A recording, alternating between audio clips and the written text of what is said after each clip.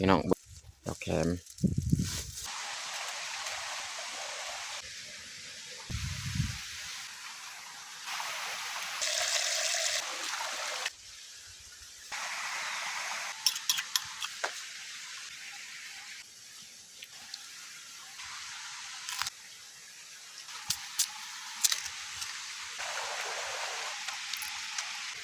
อันนี้หลังจากอย่าลืมกดไลค์กดแชร์และกดติดตามเด้อพี่น้องกล่าวทักทายสบายดีเบิร์ดสู่ครูสู่คนเนาะยินดีต้อนรับเขาสู่สองบ่าวยึงมื้อนี้กามาทางให้คือเก่าพี่น้องเนาะเพราะว่าให้ของเฮานี่ยังบ่ทันได้สำเร็จเนาะเฮาก็ต้องได้เข้าตลอดเนาะจนกว่ามันสิสำเร็จเนาะเฮาก็สิไปบอนใหม่พี่น้องเนาะมื้อนี้กาทางหญ้าบอนเก่านี่แหละนี่พี่น้องเบิ่งบอน6เมื่อวานนี่กาทางยังบ่ทันแล้วนี่บอนนี้ มื้อนี้นี่น่าจะแล้วฮอตเทิงเลยเฮาทางโต6นี่บนนี้แหละเฮาทางใส่เวลาดนเนาะแต่ว่าพื้นที่เฮาทางนี่เฮาจะบ่ได้ลายเพราะว่ามัน6ลายอยู่นี่เนาะโอเคไม่แต่ทุกคนติดตามเบิ่งติดตามชมกับพวกเฮาได้ยาวๆเลยบอลเฮาทางเมื่อวานพี่น้องเบิ่งหญ้านี่6ขนาดเลยเฮาต้องได้สอดไม้แล้วก็ทางเพราะว่าทั้งลุ่มมันมีเสือกยังอยู่ลุ่มนี่อยู่พื้นดินนี่เราต้องได้ดึงออกดึงยางเบิดเนาะเสือกถ้าว่าดึงออกมันบ่แห้งเอาจุดกับมันบ่ไหม้เนาะเราต้องทางให้มันละเอียดนะนี่เราทางขึ้นเทิงเลยนะ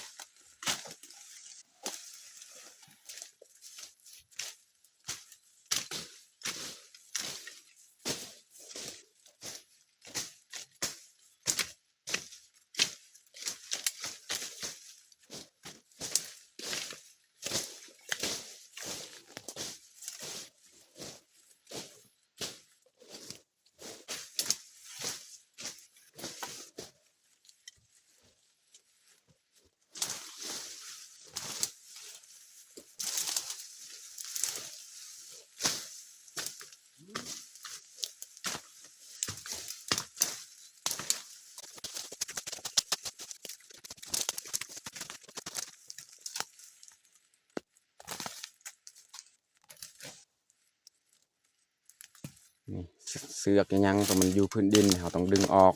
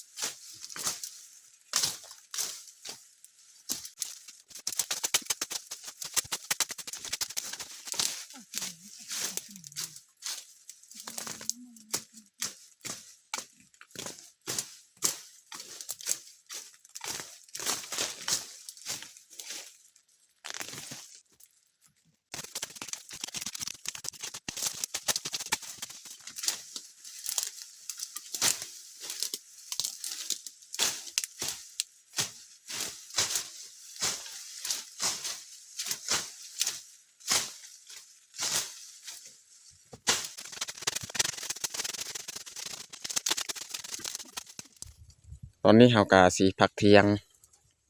เอาแคมหน่อยนึงเอาส่วงเอาทางเมื่อกี้แหละนี่ทางได้สำนี้แหละเรากะสีพักเที่ยง นี่แหละแต่นี่ขึ้นเทิงนี่เอาทางตอนเช้ามื้อนี้เนาะตัวนั้นเนี่ยมันมื้อวานตัวนั้นลงลุ่มไปสำนี้แหละทางขับเสานี่เพราะว่ามันหกหลายนี่พี่น้องเบิ่งนี่ฮะนี่มันหกนี่ฮะสิกลับเฮ็ดกินเฮ็ดยาก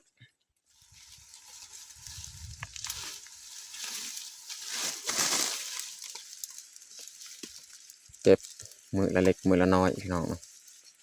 ดอกแคม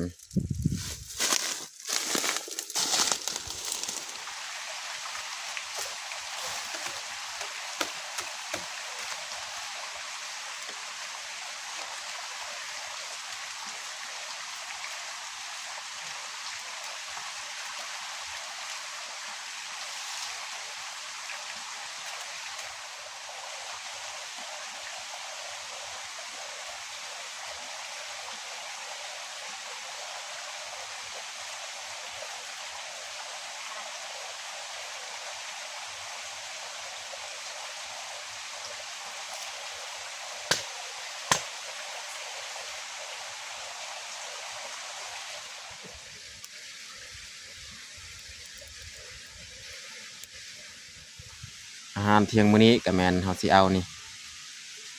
ซีนแห้งที่เฮาย่างไว้ตากไว้มื้อนั้นแหละนี่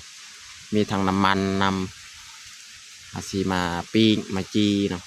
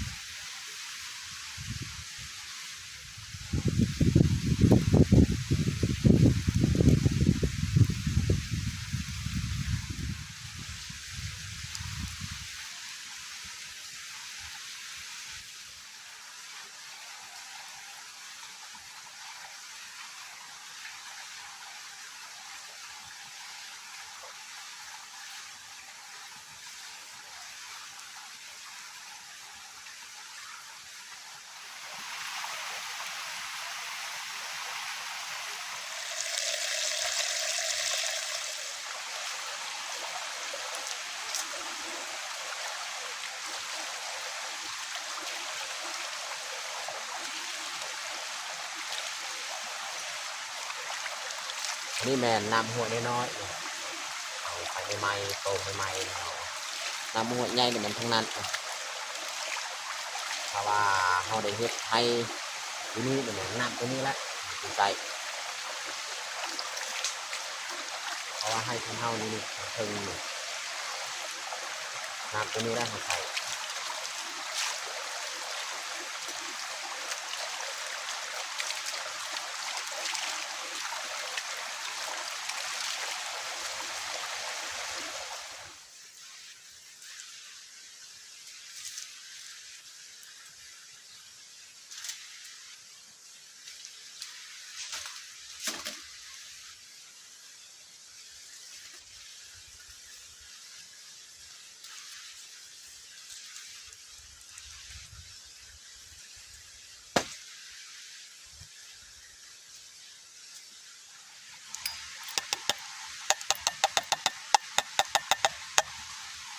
แจวพี่น้องผสมแจวตำใบแต่บานเรียบร้อยพี่น้องไม่ได้เฮาสิใส่น้ำเนาะอืม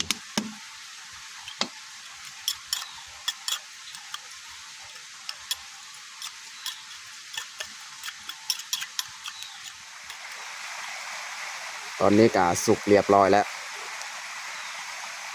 ปีกซีนของเฮาปีงหนังของเฮาสุกเรียบร้อยแล้วพี่น้อง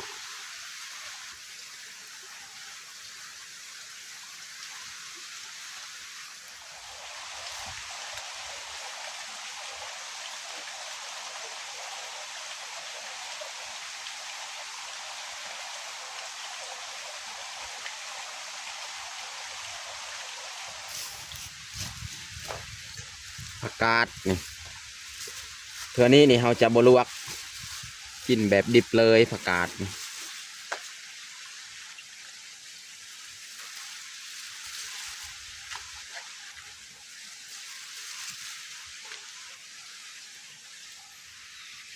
ตอนนี้ก็เรียบร้อยพี่น้องเนาะปิ้งซีนหมูหรือว่านังหมูเนาะ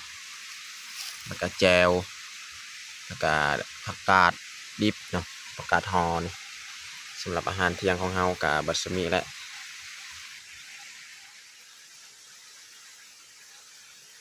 มาพี่น้องมากินข้าวนำกัน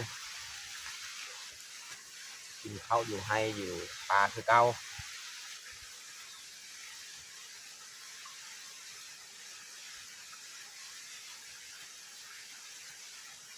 มื้อนี้นี่บ่ได้ไปหาเก็บปลาที่กล้วยปลายังว่าเมียว่าที่ข้าวแห้งก็เลยเลิกมาแต่ทางให้จะที่ซีนนี่แล้วกินข้าวเลย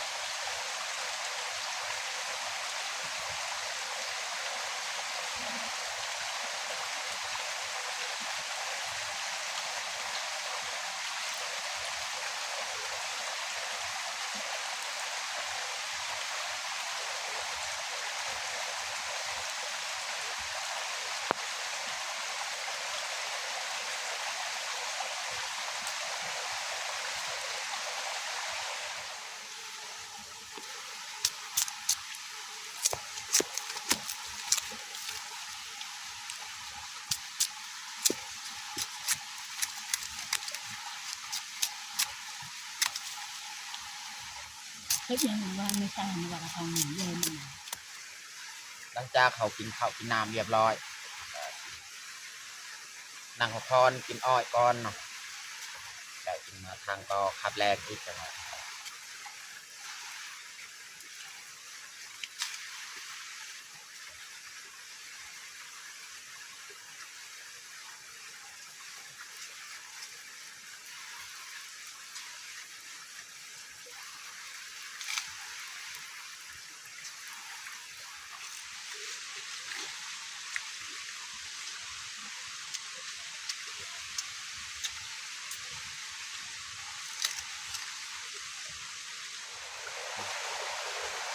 ตอนนี้เขากะสีลิแทมนี่ก่อนแล้วจึงคอยขึ้นไปทางต่อ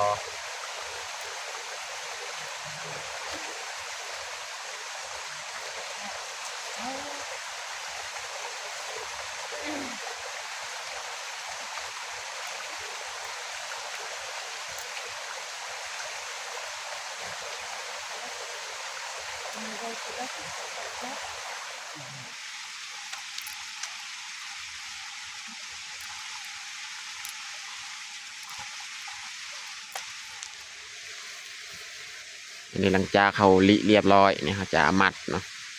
เป็นมัดเนาะเพื่อสบายเขายัดใส่กับผ้าจะหน่อยได้ประมาณ6-7 มัดนี่แหละ